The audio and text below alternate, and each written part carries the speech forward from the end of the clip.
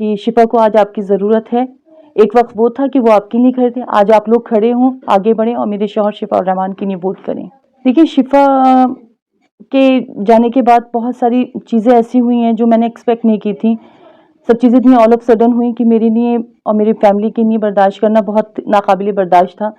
बहुत तकलीफ़ और गम से हम लोग गुजरे हैं, क्योंकि ये बताने की चीज़ नहीं है, ये तो आप समझ सकते हैं कि घर का एक भी इंसान अगर इस तरह के मसले में फंसता है तो मुझे लगता है उस घर का ही नहीं, उस ख़ानदान का और उसके मिलने वाले हर कोई इफ़ेक्ट होता है, हर किसी को तकलीफ़ होती है।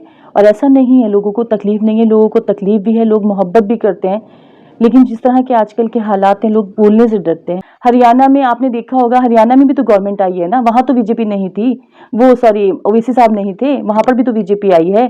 और आप लोग कब तक हमें बीजेपी से डरा डरा कर, ऐसा नहीं है जो और भी सो कॉल्ड पार्टीज़ हैं तो वो बहुत ही मतलब मुस्लिम परस्त हैं या मुस्लिम के हक में बात करते हैं। देखिए, आई थिंक हम लोग बहुत मैच्योर हो चुके हैं, तो हमें किंडरगार्टन वाली जो पॉलिटिक्स है ना, ए बी सी, इन सब से हटके अब आगे बढ़ना होगा और जो बेसिक मुद्दे हैं, जो एक्चुअल में मुद्दे हैं, हमें उन मुद्दों के बारे में सोचना होगा, उन परेशानियों के बारे में सोचना होगा, ना कि हम जनता को ए बी सी और बीजेपी से डरा के हम वोट हासिल नहीं कर सकते। सलाम, नमस्ते, सत श्री अकाल। मैं हूं आपके साथ शाहनवाज आलम। दिल्ली विधानसभा चुनाव का बिगुल बज चुका है। इसी बीच में आप देखेंगे कि ओखला विधानसभा को लेकर के जो है काफी चर्चा है, क्योंकि यहां पे आम आदमी पार्टी के विधायक अमानुल्लाह खान पिछले 10 साल से सत्ता में हैं। वही कांग्रेस ने अपना प्रत्याशी अरीबा खान को बनाया है, जो यहाँ की मौजूदा काउंसिलर हैं। वहीं अगर बात की जाए तो मनीष चौधरी को भारतीय जनता पार्टी ने अपना प्रत्याशी बनाया है। लेकिन इसी बीच में एआईएमआईएम की एंट्री हो गई है। एआईएमआईएम ने दिल्ली विधानसभा चुनाव के लिए अपने 2 कैंडिडेट उतारे हैं। वही मुस्तफाबाद से ताहिर हुसैन, जो दिल्ली दंगे के आरोपी हैं, उनको टिकट दिया है। वही ओखला विधानसभा की बात की जाए तो ओखला विधानसभा भी जो एनआरसी प्रोटेस्ट में काफी बड़ा योगदान रहा, जिनका मैं बात कर रहा हूं शफा रहमान साहब के, जो पिछले 5 साल से जेल में है, उनको जो है टिकट दिया है। जिसके बाद जो है एक ओखला जो है काफी बड़ा हॉट सीट माना जा रहा है और यहां पे काफी बड़ा मुकाबला होने वाला है। शफा रहमान साहब जेल में है, उनकी पत्नी जो है फील्ड में बेबस हैं, उनकी वाइफ जो है जगह जगह लोगों से जाके मिल रही है बेबसी के आलम में।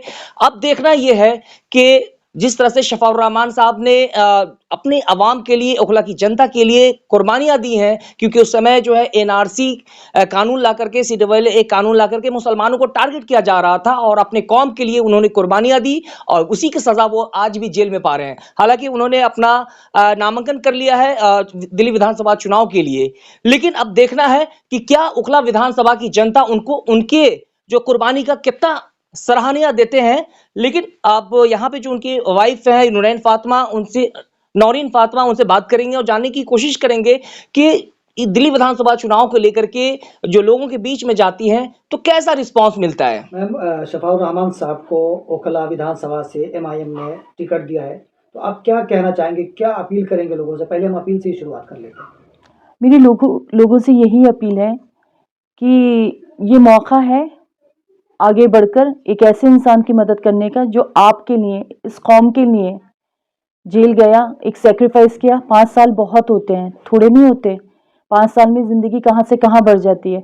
तो आप लोग प्लीज़ आगे बढ़कर मेरे शौहर की मदद करें और उनके लिए वोट करें, उनका सपोर्ट करें। अल्हम्दुलिल्लाह आप लोग कर रहे हैं, आप लोगों का बहुत बहुत शुक्रिया, मैं तहे दिल से शुक्रगुजार हूँ। लेकिन मुझे आप लोगों की बहुत ज़्यादा ज़रूरत है। इस टाइम मेरे शौहर को आपकी ज़रूरत है। मैं अपने शौहर की आवाज़ बनकर आपसे मदद मांग रही हूँ। आप प्लीज़ मेरे शौहर के लिए वोट करें, क्योंकि जब भी कभी मुझे कोई मिला है तो उसने मुझसे ये कहा है कि हम करना तो बहुत कुछ चाहते हैं लेकिन हम कर नहीं पाते, क्योंकि कुछ वजूहात हैं जो हमें रोकते हैं। तो ये वक्त है जो आप एक अच्छे तरीके से, बेहतर तरीके से, बिना खौफ के आगे बढ़ के मेरे शौहर की मदद कर सकते हैं और उनके लिए वोट कर सकते हैं। लेकिन कैसे आपको ये आइडिया आया कि अब जो है इलेक्शन लड़के जो है मदद एक तरह से लोगों से मिलेगी और वो जेल से बाहर आ सकते हैं, क्योंकि एक लंबा वक्त होता है 5 साल का, 5 साल से लगभग वो जेल में है। देखिए, ये जो लड़ाई थी, ये शिफा की अपनी कोई पर्सनल लड़ाई नहीं थी, ये एक कौम और मिल्लत की उनकी लड़ाई थी। वो जो भी लड़ाई उनकी हुई, वो ऐसा तो था नहीं कि उनका अपना कोई पर्सनल एजेंडा था। जो कुछ भी था वो कौम से रिलेटेड था और मेजॉरिटी का डिसीजन था वो प्रोटेस्ट। उस प्रोटेस्ट का वो हिस्सा बने, और सबकी आंखों में खटके और उनको अरेस्ट कर लिया गया। आप लोगों के बीच जा रही हैं, क्या लगता है जनता जो है यहाँ की आवाम से कैसा, क्या लग रहा है आपको, कैसा? रेस्पॉन्स कैसा रेस्पॉन्स मिल रहा है लोगों के बीच? रिस्पांस तो अल्हम्दुलिल्लाह बहुत अच्छा है, क्योंकि शिफा की जो छवि है वो ओखला में अल्हम्दुलिल्लाह बहुत क्लीन है और लोग बहुत मोहब्बत करते हैं। और कहीं ना कहीं जो मुझे 5 साल मतलब पौने 5 साल तकरीबन हो चुके हैं, 26 अप्रैल में 2020 में शिफा की अरेस्टिंग हुई थी, तो तब से लेकर अब तक मुझे लोगों ने बहुत प्यार भी दिया है, साथ भी दिया है। लेकिन मुझे कहीं ना कहीं एक मेरा मोराल डाउन होता था, क्योंकि मुझे ऐसा लगता था कि मेरे शौहर की बेल नहीं हो रही है और मतलब शिफा कब आएंगे, बच्चे भी पूछ रहे हैं, उनके घर वाले भी परेशान हैं। तो लोगों का ये प्यार, मतलब मुझे ऐसा लगने लगा था कि सिर्फ ऐसा है कि बोलने के लिए सब कह रहे हैं, कोई साथ नहीं आता, कोई खड़ा नहीं होता, कोई शिफा के लिए बात नहीं करता। बट आज लोग बोल रहे हैं, बेखौफ होकर बोल रहे हैं, आगे बढ़ रहे हैं, मेरी मदद कर रहे हैं।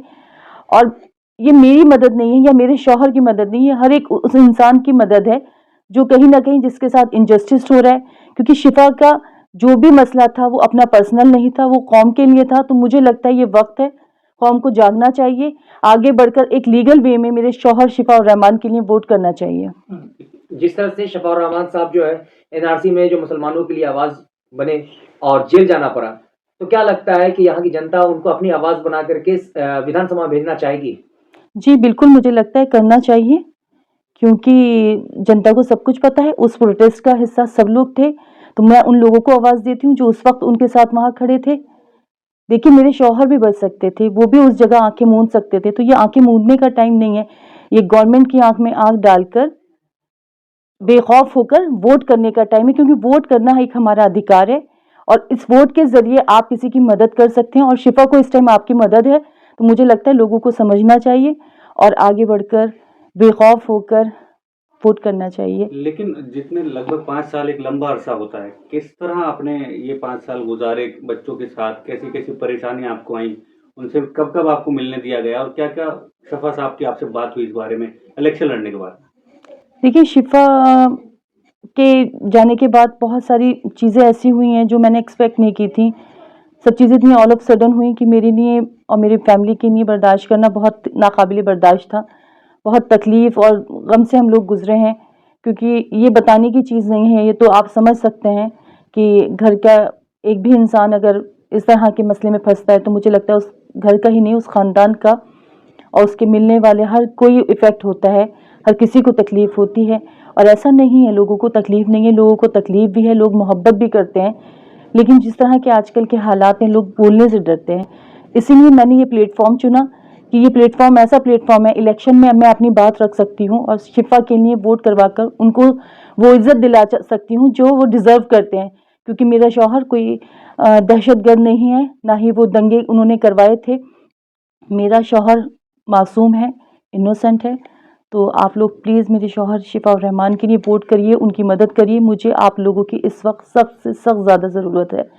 आप लोग प्लीज़ आगे आएँ, बेखौफ होकर, निडर होकर, बिना किसी चीज़ को सोचे समझे आप वोट करें। लेकिन फील्ड में आप जा रही हैं, जिस तरह का आपको रिस्पांस मिल रहा है, लोगों का समर्थन मिल रहा है, क्या लगता है वोट में कन्वर्ट होगा ये?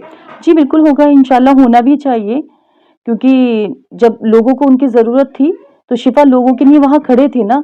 तो अब शिफा को उनकी ज़रूरत है। पहली बार ऐसा हुआ है, क्योंकि शिफा ने तो हमेशा कॉलेज टाइम से लेकर जब तक वो जेल नहीं गए थे तब तक, और इनफैक्ट वो आज भी सबके लिए बहुत हमदर्दी और मोहब्बत रखते हैं। वो कभी किसी के लिए कोई गलत चीज़ नहीं बोलते, ना ही ये कहते। मैं कभी बोलती हूँ कि शिफा आपके लिए कोई कुछ नहीं कर रहा, कुछ बोल नहीं रहा, कोई कहता नहीं है, तो बोलते हैं कि नहीं नूरीन देखो ये ऐसा मसला है, इसमें कोई बोल नहीं सकता और इंशाल्लाह मुझे मिल जाएगी बेल, तुम परेशान नहीं हो। तो वो आज भी बहुत पॉजिटिव एटीट्यूड के साथ आते हैं।